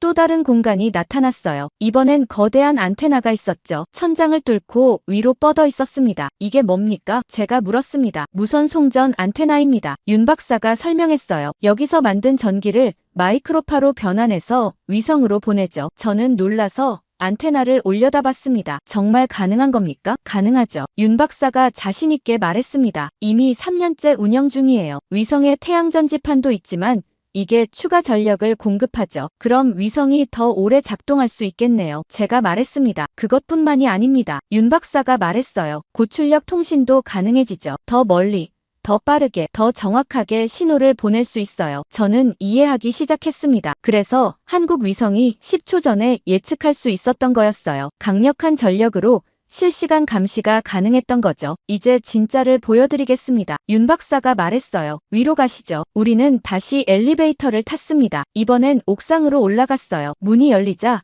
햇빛이 쏟아졌습니다. 옥상에 나가니 바다가 한눈에 들어왔어요. 하지만 제 시선은 하늘로 향했죠. 저기 보이십니까? 윤 박사가 하늘을 가리켰습니다. 처음엔 아무것도 안 보였어요. 그런데 자세히 보니 작은 반짝임이 있었죠. 저게 뭡니까? 제가 물었습니다. 우리 위성입니다. 윤 박사가 답했어요. 지금 한반도 상공 600km에 있죠. 북한을 내려다보고 있습니다. 저는 그 반짝임을 뚫어지게 봤습니다. 저게 바로 제가 찾던 거였어요. 미확인 위성. 한국의 독자 감시 체계 몇 개나 있습니까? 제가 물었습니다. 5개입니다. 윤 박사가 솔직하게 답했어요. 한반도 전역을 24시간 감시하죠. 열신호, 전자기파, 심지어 지진파까지 감지합니다. 그래서 미사일 발사 전에 알 수 있는 겁니까? 네. 윤 박사가 고개를 끄덕였어요. 연료 주입하는 순간부터 봅니다. 점화 준비도 보고요. 그래서 10초 전에 국민들에게 알릴 수 있었죠. 저는 감탄하면서도 두려웠습니다. 이건 단순한 기술이 아니었어요. 완벽한 시스템이었죠. 한국은 이제 스스로를 지킬 수 있었습니다. 왜 저한테 보여주시는 겁니까? 제가 다시 물었습니다. 미국이 알아야 하니까요. 윤 박사가 말했어요. 우린 숨기려던 게 아니에요. 그냥 준비가 완료될 때까지 기다렸을 뿐이죠. 이제 완료됐고요. 미국이 어떻게 반응할지 아십니까? 알아요. 윤 박사가 바다를 바라봤습니다. 불편해할 거예요. 동맹국이 독자 능력을 가졌다는 게 달갑지 않겠죠. 하지만 이해해야 합니다. 우린 생존하려는 거예요. 북한 위협이요? 네. 윤 박사가 고개를 끄덕였어요. 우린 더 이상 누군가의 보호만 기다릴 수 없어요. 스스로 지켜야 하죠. 그게 주권국가의 권리입니다. 저는 그의 말이 이해됐습니다. 한국 입장에서는 당연한 선택이었어요. 하지만 미국 입장에서는 위협으로 느껴질 수도 있었죠. 리씨, 윤 박사가 저를 봤습니다. 미국에 정확히 전해주세요. 우린 적이 아니라고. 우린 그냥 평화를 지키려는 거라고. 알겠습니다. 제가 답했어요. 정확히 전하겠습니다. 우리는 다시 건물 안으로 들어갔습니다. 1층 로비로 내려왔어요. 커피 한 잔 하시겠습니까? 윤 박사가 물었습니다. 저는 고개를 끄덕였습니다. 아직 질문이 많았거든요. 휴게실로 갔어요. 창밖으로 바다가 보였죠. 커피를 마시며 윤 박사가 말했습니다. 궁금한 거 물어보세요. 일본도 압니까? 제가 물었습니다. 아직 몰라요. 윤 박사가 답했어요. 미국이 먼저 알아야 한다고 생각했죠. 동맹이니까. 중국은요? 눈치챘을 겁니다. 윤 박사가 말했죠. 하지만 확실히는 몰라요. 우린 조심스럽게 움직였거든요. 앞으로 계획은 뭡니까? 계속 확장할 겁니다. 윤 박사가 답했어요. 위성도 더 쏘고 시스템도 업그레이드하고. 하지만 공격용은 아니에요. 순전히 방어용이죠. 저는 커피를 마시며 생각했습니다. 이 정보를 워싱턴에 보고하면 어떻게 될까? 파장이 클 게 뻔했죠. 시간이 됐습니다. 김민준이 말했어요. 헬기가 대기 중입니다. 우리는 일어났습니다. 건물을 나와 착륙장으로 걸어갔어요. 헬기에 오르기 전에 윤 박사가 제 손을 잡았습니다. 리씨, 한 가지만 기억하세요. 그가 진지하게 말했어요. 세상은 변하고 있어요. 미국이 중심이던 시대는 끝나가고 있죠. 이제 여러 중심이 생기는 겁니다. 한국도 그중 하나고요. 저는 고개를 끄덕였습니다. 헬기에 올랐어요. 로터가 돌기 시작했고 우리는 떠올랐죠. 창밖으로 연구소가 멀어졌습니다. 작아지는 건물을 보며 저는 생각했어요. 오늘 본 것이 모든 걸 바꿀 거라고. 서울로 돌아온 저는 즉시 호텔방으로 향했습니다. 문을 잠그고 노트북을 켰어요. 손이 떨렸죠. 오늘 본 것을 보고해야 했지만 어떻게 시작해야 할지 막막했습니다. 암호화 채널로 톰슨에게 연결했어요. 화상통화 요청을 보냈죠. 잠시 후 화면에 톰슨의 얼굴이 나타났습니다. 제이슨, 어땠나? 그가 급하게 물었어요. 저는 심호흡을 했습니다. 확인했습니다. 제가 말했어요. 한국은 독자 위성망을 완성했습니다. 5기가 작동 중이고 무선 송전 시스템까지 갖췄습니다. 톰슨의 표정이 굳어졌습니다. 확실한가? 직접 봤습니다. 제가 답했죠. 남의 연구소에서 전부 보여줬어요. 조류 발전으로 전력 만들고 마이크로파로 위성에 송전합니다. 그래서 24시간 북한 감시가 가능한 거예요. 왜 보여준 거지? 톰슨이 물었습니다. 숨길 수도 있었을 텐데 이제 공개할 때라고 판단한 것 같습니다. 제가 설명했어요. 시스템이 완성됐고 미국이 언젠가 알 거라고 생각한 거죠. 차라리 직접 보여주는 게 낫다고. 톰슨이 한숨을 쉬었습니다. 이거 큰일이야. 그가 말했어요. 백악관에 즉시 보고해야 해. 국방부도 난리 날 거고. 일본은요? 제가 물었습니다. 아직 모른대요. 미국이 먼저 알아야 한다고 했답니다. 그럼 우리가 일본한테 알려야 하나? 톰슨이 고민하는 표정이었어요. 이건 동맹 전체에 영향을 미치는 일이야. 저는 창밖을 봤습니다. 서울의 불빛들이 반짝이고 있었어요. 평화로운 풍경이었지만 이제 워싱턴은 혼란에 빠질 게 뻔했죠. 내일 귀국해. 톰슨이 지시했습니다. 백악관 긴급 브리핑이 잡혀 있어. 내가 직접 설명해야 해. 알겠습니다. 제가 답했어요. 통신을 끊고 저는 침대에 앉았습니다. 머리가 복잡했어요. 한국의 입장도 이해됐고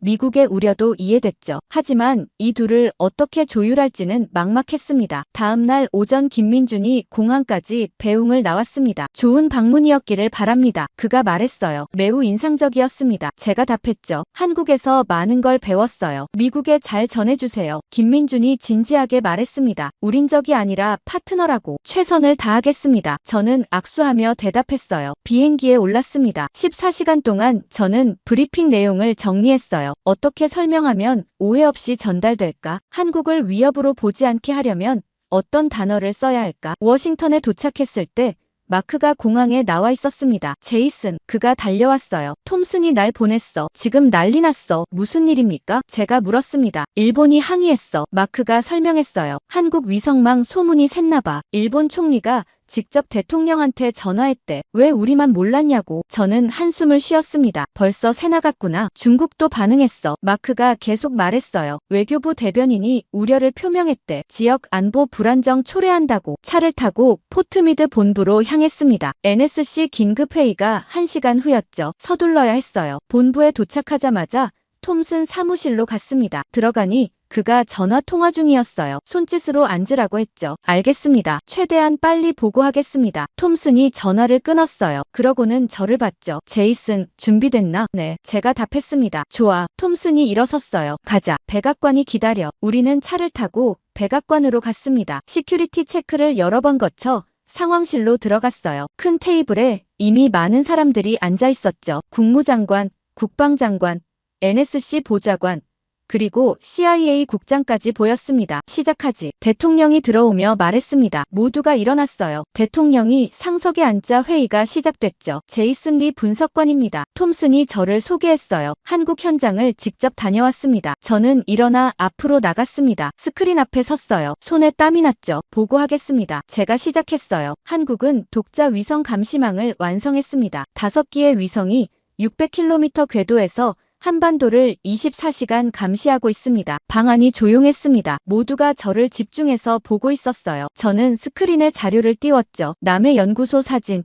조류 발전 시설, 무선 송전 안테나, 모든 게 제 눈에 담긴 것들이었습니다. 에너지원은 조류 발전입니다. 제가 설명했어요. 50메가와트를 생산해서 마이크로파로 변환해 위성에 송전합니다. 이로 인해 위성의 작동 시간과 성능이 크게 향상됐습니다. 이게 가능한 겁니까? 국방장관이 물었습니다. 가능합니다. 제가 답했어요. 직접 봤습니다. 이미 3년째 운영 중이라고 합니다. 왜 우리한테 알리지 않았죠? 국무장관이 날카롭게 물었습니다. 시스템 완성까지 기다렸다고 합니다. 제가 신중하게 답했어요. 그리고 이제 공개할 때라고 판단한 거죠. 배신 아닙니까? 장관이 목소리를 높였어요. 동맹국이 이런 중요한 걸 숨기다니. 배신으로 보기는 어렵습니다. 제가 말했습니다. 그들은 자국 방어를 위해 개발한 거고 주권 국가로서의 권리를 행사한 겁니다. 그래도 알렸어야죠. 국방장관이 말했어요. 한미동맹은 정보 공유가 기본인데 이제 알렸습니다. 제가 차분하게 답했어요. 저를 초대해서 직접 보여줬습니다. 숨기려 했다면 그럴 필요가 없었겠죠. 의도가 뭡니까? 대통령이 물었습니다. 방어입니다. 제가 단호하게 답했어요. 북한 위협에 대한 독자 대응 능력 확보. 그게 전부입니다. 공격 의도는 없어 보입니다. 확신하나? 네. 제가 고개를 끄덕였습니다. 윤상현 박사가 명확히 말했습니다. 평화를 지키기 위한 거라고. 그 말을 믿나? 국방장관이 비웃듯 물었어요. 믿습니다. 제가 답했습니다. 한국은 70년간 우리 동맹이었습니다. 그들을 의심할 이유가 없어요. 일본은 어떡하죠? 국무장관이 물었습니다. 벌써 항의가 들어왔는데 일본과 공유하면 됩니다. 제가 제안했어요. 한국도 그걸 원할 겁니다. 투명하게 가는 게 낫죠. 중국은요? 중국은 이미 눈치챘을 겁니다. 제가 답했어요. 하지만 한국 시스템은 순전히 북한 감시용입니다. 중국을 겨냥한 게 아니에요. 대통령이 잠시 생각하더니 입을 열었습니다. 제이슨, 자네 추천은 뭔가? 저는 심호흡을 했습니다. 협력입니다. 제가 말했어요. 한국을 압박하면 관계만 나빠집니다. 차라리 그들의 능력을 인정하고 함께 가는 게 낫습니다. 정보 공유 체계를 만들고 공동방어 협력을 강화하는 거죠. 방안이 조용해졌습니다. 국무장관, 협상 시작하게. 대통령이 지시했어요. 한국과 3자 대화 테이블 만들어. 미국, 한국, 일본, 투명성 확보하고 협력 체계 구축해. 알겠습니다. 국무장관이 고개를 끄덕였습니다. 회의가 끝나고 나왔습니다. 톰슨이 제 어깨를 두드렸어요. 잘했네. 그가 말했죠. 자네가 전쟁을 막았어. 전쟁이요? 비유지. 톰슨이 웃었습니다. 외교 전쟁 말이야. 한국과 삐걱거릴 뻔했는데 자네가 잘 설명해줬어. 저는 안도의 숨을 쉬었습니다. 하지만 아직 끝난 게 아니었어요. 이제 시작일 뿐이었죠. 일주일이 지났습니다. 워싱턴은 여전히 한국 위성망 문제로 바쁘게 움직이고 있었어요. 국무부는 한일 3자 회담을 준비 중이었고 국방부는 새로운 협력 체계를 논의하고 있었죠. 저는 다시 일상으로 돌아왔습니다. 신호 분석이 제 본업이었거든요. 하지만 마음 한구석이 계속 한국에 가 있었어요. 그날 새벽이었습니다. 또다시 경보음이 울렸어요. 휴대폰을 집어들었죠. 긴급 알림이 떠 있었습니다. 북한 탄도미사일 발사. 저는 벌떡 일어나 TV를 켰습니다. CNN에서 속보를 내보내고 있었어요. 북한이 ICBM급 미사일을 발사했다는 내용이었죠. 하지만 이상한 점이 있었습니다. 발사 시각이 새벽 4시 12분이라고 나와 있었는데 지금은 4시 15분이었어요. 겨우 3분 전이었죠. 그런데 벌써 뉴스에 나올 정도로 정보가 빠르게 퍼진 겁니다. 휴대폰이 울렸습니다. 데이브였어요. 제이슨, TV 보고 있어? 그가 급하게 물었습니다. 네, 지금 보고 있어요. 이상해. 데이브가 말했어요. 우리 조기경보 시스템보다 한국이 더 빨라. 발사 10초 만에 전 세계에 알렸어. 저는 채널을 KBS로 돌렸습니다. 한국 방송은 이미 상세한 분석을 내보내고 있었어요. 미사일 종류, 발사 위치, 예상 궤적까지 모든 게 실시간으로 나오고 있었죠. 이게 한국 위성 때문입니까? 제가 물었습니다. 틀림없어. 데이브가 답했어요. 600km 궤도에서 실시간으로 보고 있는 거야. 우리보다 훨씬 정확해. 그런데 그때였습니다. 화면이 갑자기 밝아졌어요. 섬광이 번쩍인 거였죠. 푸른 빛이 하늘을 가득 채웠습니다. 뭡니까 저게? 제가 소리쳤습니다. 모르겠어. 데이브도 당황한 목소리였어요. 잠깐만. 위성 데이터 확인해 볼게. 저는 TV에 집중했습니다. CNN 앵커도 당황하고 있었어요. 지금 한반도 상공에서 정체불명의 섬광이 관측됐습니다. 앵커가 말했어요. 원인은 아직 파악되지 않았습니다. KBS로 돌렸습니다. 한국 방송은 달랐어요. 침착하게 보도하고 있었죠. 우리 군의 미사일 방어 체계가 정상 작동했습니다. 앵커가 말했습니다. 국민 여러분께서는 안심하셔도 됩니다. 미사일 방어 체계라니. 저는 소파에서 일어났어요. 한국이 요격한 건가요? 휴대폰이 다시 울렸습니다. 데이브였어요. 제이슨. 이거 미사일 요격이 아니야. 그가 흥분한 목소리로 말했습니다. 뭡니까 그럼? 신호 교란이야. 데이브가 설명했어요. 미사일의 유도 시스템을 무력화시킨 거야. 전자기파를 쏴서 말이야. 저는 숨이 막혔습니다. 전자기파 무기라니. 그게 가능합니까? 이론적으론 가능해. 데이브가 답했어요. 하지만 실전 배치된 건 처음 봐. 한국이 정말 해낸 거야. 그럼 미사일은 어떻게 됐습니까? 궤도 이탈했어. 데이브가 말했죠. 유도 시스템이 먹통되니까 통제 불능 상태로 떨어졌어. 동해에 추락했대. 저는 TV를 뚫어지게 봤습니다. 화면에는 한국 합참의 브리핑이 나오고 있었어요. 우리 군은 북한 미사일의 위협을 성공적으로 제거했습니다. 장성이 말했습니다. 새로운 방어 체계가 정상 작동했으며 국민의 안전이 확보됐습니다. 새로운 방어 체계라. 저는 그 말을 곱씹었어요. 윤 박사가 보여주지 않은 게 있었던 겁니다. 위성 감시만이 아니라 요격 시스템까지. 휴대폰이 또 울렸습니다. 이번엔 톰슨이었어요. 제이슨.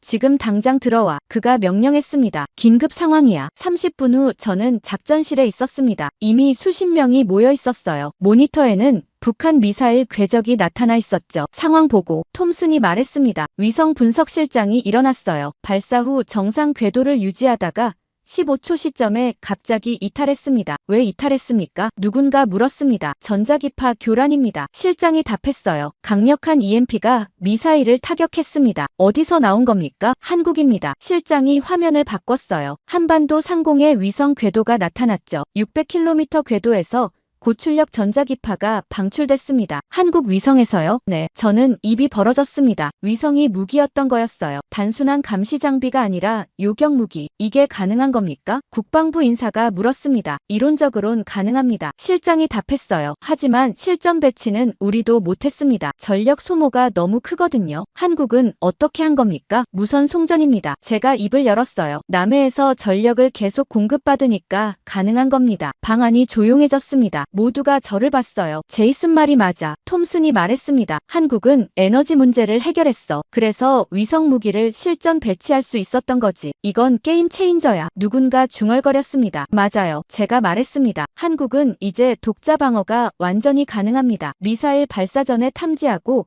발사 후엔 무력화시킬 수 있어요. 백악관은 뭐래? 톰슨이 물었습니다. 긴급 NSC 소집됐습니다. 참모가 답했어요. 1시간 후에요. 우리는 다시 백악관으로 향했습니다. 이번엔 더 많은 사람들이 회의실에 모였어요. 긴장감이 팽팽했죠. 상황을 설명하게 대통령이 말했습니다. 톰슨이 일어나 브리핑을 시작했어요. 한국의 위성은 단순 감시 장비가 아니었습니다. 그가 말했죠. 고출력 EMP 무기를 탑재하고 있었습니다. 오늘 그걸 실전에서 사용했고요. 왜 우리한테 말 안 했죠? 국무장관이 물었습니다. 아마 시험하고 싶었던 것 같습니다. 톰슨이 답했어요. 실전 데이터가 필요했겠죠. 이건 동맹 위반 아닙니까? 장관이 목소리를 높였어요. 그렇게 보기는 어렵습니다. 제가 끼어들었습니다. 한국 영공에서 한국을 향해 날아오는 미사일을 요격한 거예요. 자위권 행사죠. 하지만 우리와 협의 없이 그래도 결과는 좋았습니다. 제가 말했어요. 미사일이 무력화됐고 피해가 없었어요. 한국의 능력이 입증된 거죠. 너무 옹호하는 거 아닌가? 장관이 날카롭게 말했습니다. 제이슨. 자네 누구 편이야? 진실의 편입니다. 제가 단호하게 답했어요. 한국은 동맹국이고 그들이 강해지는 게 우리한테도 이익입니다. 대통령이 손을 들어 정리했습니다. 제이슨 말이 맞아. 그가 말했죠. 한국을 적대시하면 안 돼. 오히려 그들의 기술을 배워야 해. 국방장관. 기술 협력 추진하게. 알겠습니다. 장관이 마지못해 답했습니다. 회의가 끝나고 복도로 나왔습니다. 데이브가 기다리고 있었어요. 제이슨.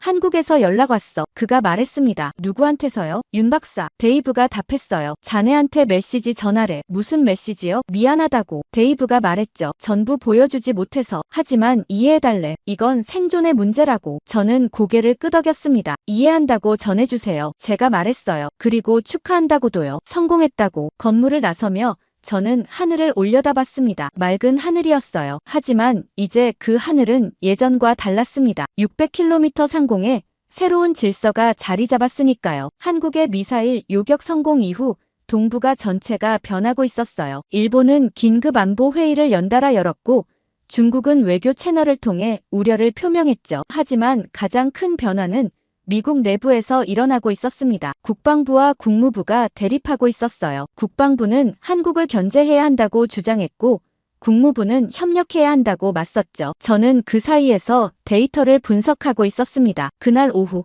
톰슨이 저를 불렀어요. 사무실로 가니 국무장관이 와 있었습니다. 놀랐죠. 장관이 직접 NSA 본부에 오는 건 드문 일이었거든요. 앉게 톰슨이 말했습니다. 저는 의자에 앉았어요. 장관이 저를 봤죠. 제이슨, 자네 의견을 듣고 싶네. 장관이 말했습니다. 한국에 대해서 어떤 부분이 궁금하십니까? 제가 조심스럽게 물었어요. 솔직하게 말해주게. 장관이 말했죠. 한국이 위협인가?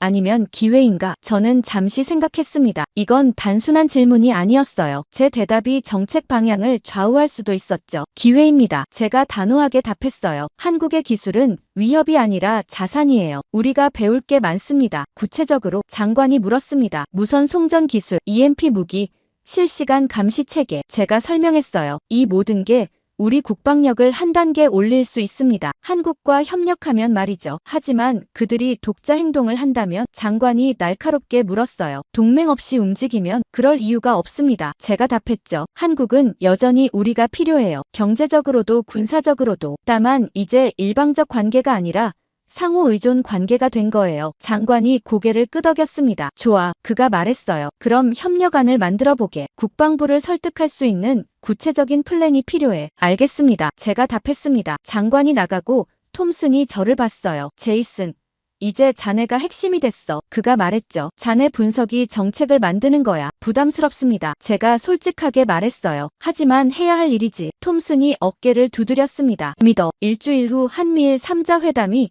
도쿄에서 열렸습니다. 저도 기술 자문으로 참석하게 됐어요. 일본 외무성 회의실이었죠. 양측 대표들이 마주 앉았습니다. 미국 측은 국무차관이, 한국 측은 외교부 차관이, 일본 측은 외무성 차관이 나왔어요. 긴장감이 흘렀습니다. 오늘 회의 목적은 명확합니다. 미국 차관이 말했어요. 한국의 새로운 방어 체계에 대한 투명성 확보와 삼국 협력 방안 논의입니다. 한국 차관이 고개를 끄덕였습니다. 우리는 숨길 생각이 없습니다. 그가 말했죠. 다만 이해해 주시길 바랍니다. 이건 생존의 문제예요. 일본은 어떻게 생각하십니까? 미국 차관이 물었습니다. 우려됩니다. 일본 차관이 솔직하게 말했어요. 한국의 기술이 북한만 겨냥한다는 보장이 없어요. 저희도 위협을 느낍니다. 일본을 겨냥한 게 아닙니다. 한국 차관이 단호하게 말했죠. 우리 시스템은 순전히 북한 미사일 방어용입니다. 증명할 수 있습니까? 일본 차관이 물었습니다. 투명성을 제공하겠습니다. 한국 차관이 답했어요. 위성 운영 현황을 3국이 공유하는 시스템을 만들죠. 실시간으로요. 방안이 조용해졌습니다. 그건 상당한 양보였어요. 군사 기밀을 공유한다는 거였으니까요. 조건이 있습니까? 미국 차관이 물었습니다. 기술 협력입니다. 한국 차관이 말했죠. 우리 기술을 3국이 공동 연구하고 발전시키는 겁니다. 특히 무선 송전 분야에서요. 일본 차관이 미국 차관을 봤습니다. 미국 차관이 저를 봤어요. 기술적으로 가능한가? 그가 물었습니다. 가능합니다. 제가 답했어요. 오히려 3국이 함께하면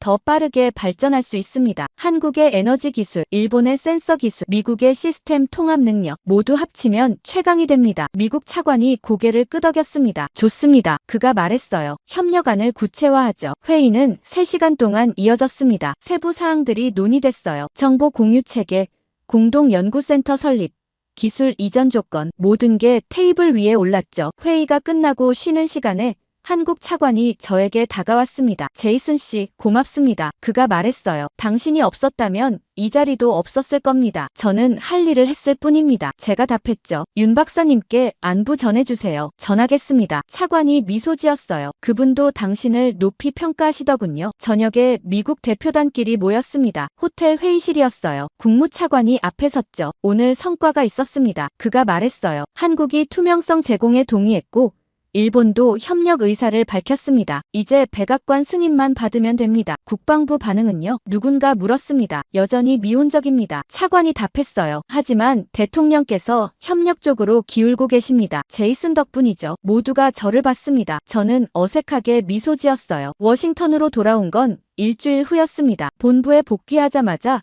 톰슨이 저를 불렀어요. 백악관에서 최종 브리핑이 있어. 그가 말했습니다. 대통령께서 직접 결정을 내리실 거야. 언제입니까? 내일 오전. 톰슨이 답했어요. 준비해. 다음날 저는 다시 백악관 상황실에 있었습니다. 대통령이 들어오며 회의가 시작됐어요. 한국 문제 결론을 내야겠습니다. 대통령이 말했습니다. 국방장관, 먼저 의견 말해보시오. 장관이 일어섰습니다. 여전히 우려스럽습니다. 그가 말했어요. 한국의 독자 행동이 동맹 체계를 약화시킬 수 있습니다. 국무장관, 대통령이 물었습니다. 협력이 답입니다. 국무장관이 말했죠. 한국을 밀어내면 우리가 손해입니다. 끌어안아야 해요. 제이슨, 자네 최종 의견은? 대통령이 저를 봤습니다. 저는 일어났습니다. 심호흡을 하고 입을 열었어요. 각하, 세상이 변했습니다. 제가 말했습니다. 미국 혼자 모든 걸 감당하던 시대는 끝났어요. 이제 동맹들도 강해져야 합니다. 한국이 강해진 건 위협이 아니라 축복입니다. 그들과 함께 가면 우리도 더 강해집니다. 구체적으로 대통령이 물었습니다. 삼국 공동방어 체계를 만들자는 겁니다. 제가 설명했어요. 한국의 감시 능력,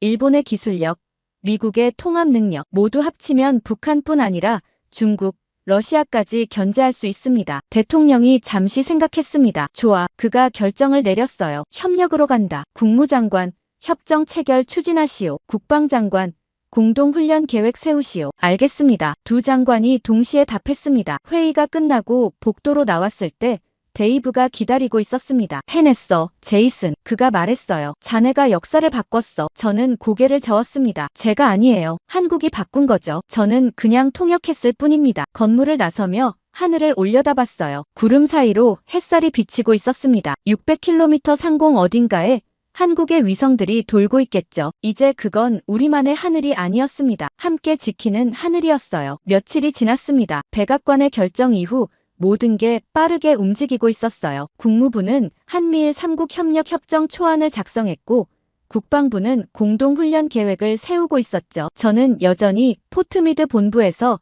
데이터 분석을 계속하고 있었습니다. 그날 오후 톰슨이 저를 불렀습니다. 사무실로 가니 그가 창밖을 바라보고 있었어요. 제이슨, 앉게. 그가 말했습니다. 저는 의자에 앉았어요. 톰슨이 돌아서며 미소를 지었죠. 자네 덕분에 큰일을 해냈네. 그가 말했습니다. 대통령께서 자네를 높이 평가하시더군. 저는 할 일을 했을 뿐입니다. 제가 답했어요. 겸손하긴. 톰슨이 웃었습니다. 자네가 없었으면 우린 한국과 충돌했을 거야. 동맹이 깨질 뻔했어. 그런데 자네가 다리를 놓아줬지. 저는 고개를 저었습니다. 한국이 먼저 손을 내밀었어요. 저는 그냥 전달했을 뿐이고요. 어쨌든 결과가 좋아. 톰슨이 말했죠. 이제 새로운 시대가 시작됐어. 미국 혼자가 아니라 동맹들과 함께 가는 시대. 그날 저녁 집에 돌아왔을 때 아내가 저녁을 준비하고 있었습니다. 요즘 바빴지? 그녀가 물었어요. 네, 좀 그랬어요. 제가 답했죠. 하지만 이제 마무리됐어요. 좋은 결과였어. 최선이었어요. 제가 말했습니다. 적어도 전쟁은 막았으니까요. 아내가 저를 봤습니다. 전쟁이라니? 외교 전쟁이요. 제가 웃으며 설명했어요. 한국과 미국이 삐걱거릴 뻔했는데 잘 봉합됐어요. 당신 덕분이구나. 아내가 자랑스럽다는 표정으로 말했습니다. 저는 그녀를 안았어요. 오랜만에 평화로운 저녁이었죠. 일주일 후 뉴스에서 발표가 났습니다. 한미일 3국이 공동방위 협력 협정을 체결한다는 내용이었어요. 공동연구센터도 설립된다고 했죠. 저는 TV를 보며 뿌듯했습니다. 제가 작은 역할이라도 했다는 게 자랑스러웠어요. 휴대폰이 울렸습니다. 데이브였어요. 뉴스 봤어? 그가 물었습니다. 네. 지금 보고 있어요. 대단하지? 이제 진짜 동맹이 됐어. 데이브가 말했습니다. 서로 숨기지 않는 관계. 그게 진짜 파트너십이지. 저는 하늘을 올려다봤습니다. 석양빛에 물든 하늘이었어요. 600km 상공 어딘가에 위성들이 돌고 있겠죠. 이제 모두가 함께 평화를 지키고 있었습니다. 세상은 변했습니다. 한 나라가 모든 걸 지배하던 시대는 끝났어요. 이제 여러 나라가 함께 책임을 나누는 시대였죠. 그게 더 나은 미래였습니다. 저는 조용히 중얼거렸습니다. 한국은 핵잠수함을 원한 게 아니었어요. 그들은 평화를 지킬 힘을 원했을 뿐이에요. 그리고 이제 우리 모두가 그 힘을 함께 가지